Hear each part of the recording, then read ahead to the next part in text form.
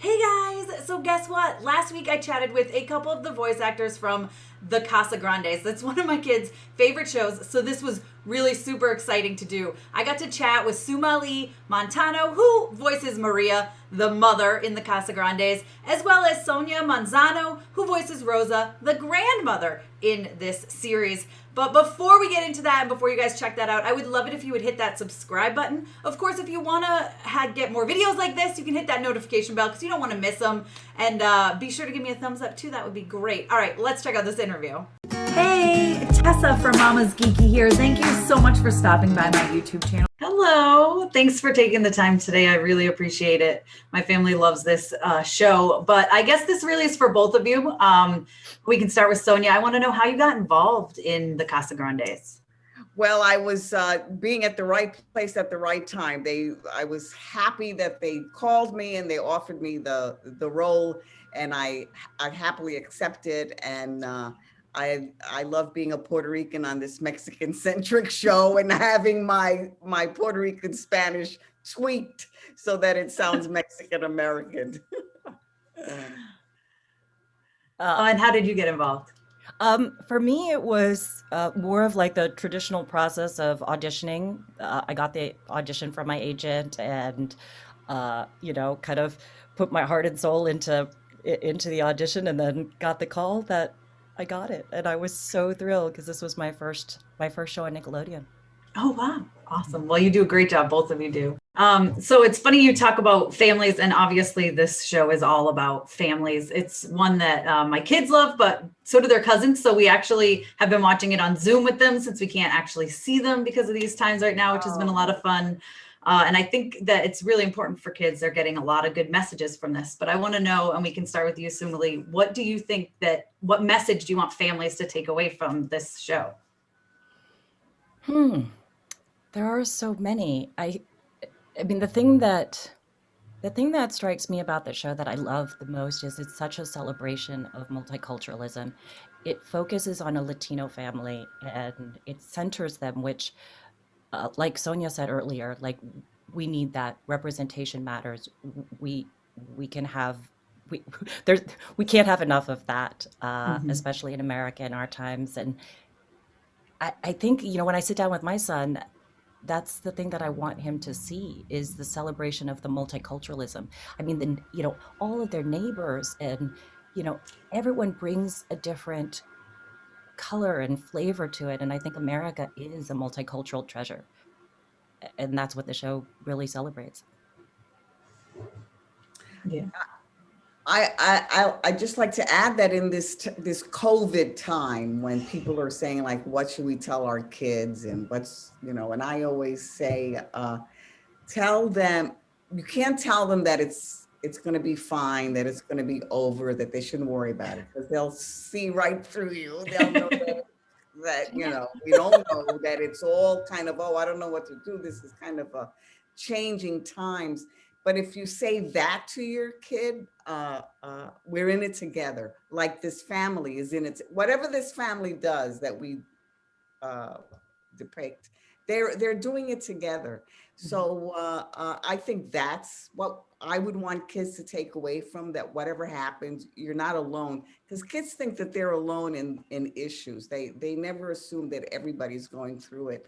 And once again, I can support that with a personal story.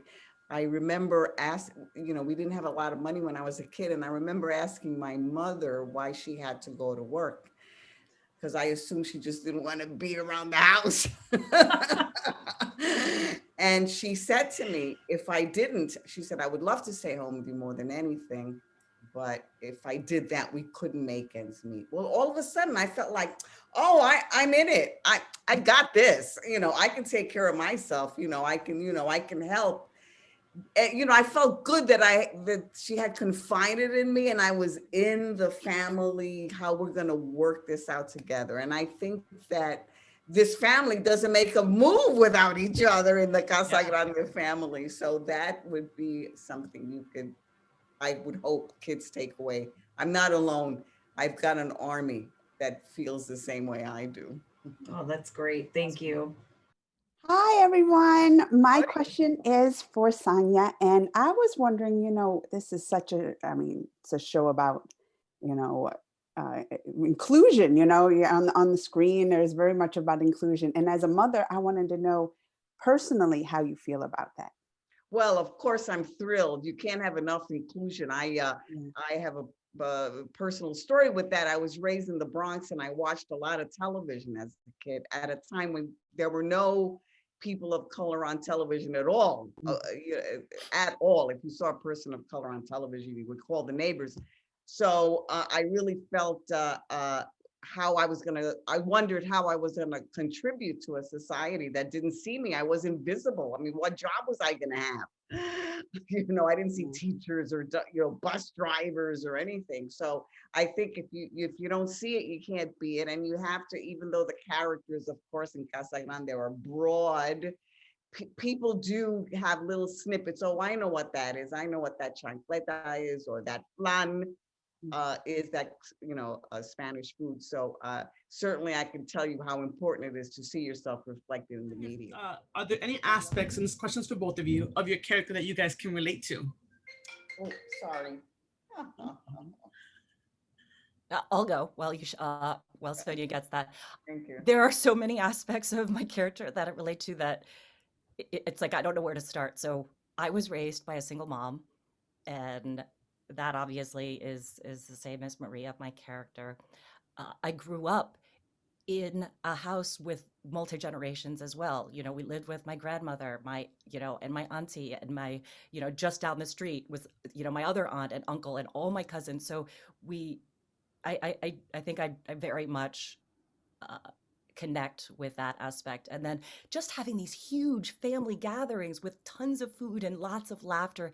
I grew up also with a huge extended family, which is exactly like, all of the people that live in the apartment building.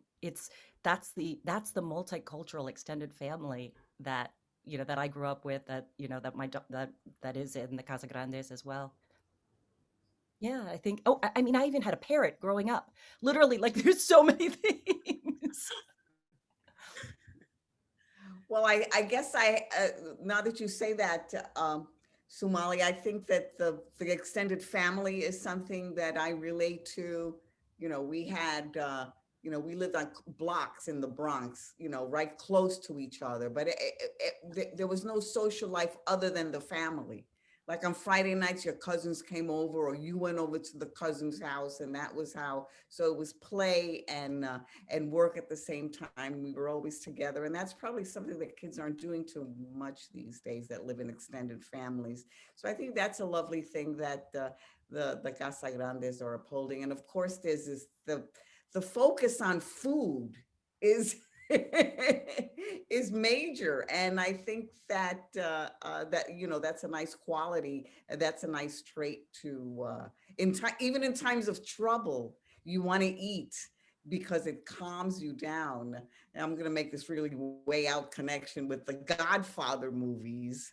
When they were like getting ready to do something atrocious, they'd make a big vat of spaghetti sauce so that they could, deal with what they had to deal with. So food is important to our culture, and I think this show really illustrates that. I wanted to know how much input you have into your characters or even the script. I know Sonia had even had some writing experience when you were on Sesame Street and had written some. So I want to know if you have any, if you consult with the writers on this, or even maybe plans to write some episodes in the future. Well, that's a lovely question. Thank you. And I was a writer for Sesame Street for many years, but I don't plan on writing any Casagrandes scripts. And as far as input on the character, this journey of animation, the script has to be set so far ahead of time, with people giving their input and people changing lines, so that when you get to the recording, it's really just you interpreting those lines. You wouldn't change any of the lines because a multitude of people have gotten together to make sure that the lines are appropriate. So that's that kind of input I don't have. Probably the most input I have is making sure that I sound Mexican American, that I say, I love that I keep getting corrected. Instead of saying flan, I'll say flan, which is a different kind of, and it's something that I do unconsciously, but somebody Lalo is his name, Alcaraz, he's always there to make sure that I say it right.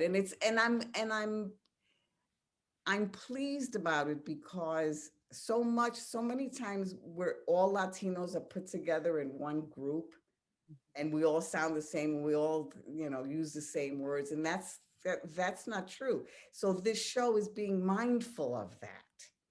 And there was one part in the one episode where there was a Puerto Rican, which is what I am. And they went through the trouble of making him say huepa, which is a Puerto Rican expression and not a Mexican American expression, especially, But I mean, they made a real effort to distinguish. So, I guess if there's a Peruvian character, they'll also do the same thing. So I'm glad to see those kinds of moments. So they don't need my input. They're doing really well without it, except for my acting. Yeah, I mean, I would echo, I echo exactly what Sonia was saying. I think the one thing that I would add is that I think in the recording sessions, our writers and producers, I feel like, are so good at, they're observing us, and they're hearing us, and they're picking up on little things that we may be doing, in between takes, or something that we might do with a side character that gives them an idea to, to add something to our main character. And I think that's kind of how I feel like the things that they've given Maria that kind of fill her out as a character, and she's a little bit more zany than meets the eye. I kind of think that those come from the observations of the writers and the producers as we're performing our characters, and they, they're the ones that then turn it into the magic that we get to perform. Okay, guys, well, I hope you enjoyed that and you learned some fun things about the Casagrandes. If you did, let me know what your favorite fun fact was down below. Be sure to give me that thumbs up. Don't forget to subscribe. Hit the notification bell so you don't miss out on more videos like this one. As always, you can follow me over on Instagram and Twitter. I'm at Mama's Geeky over there. MAMASGEEKY.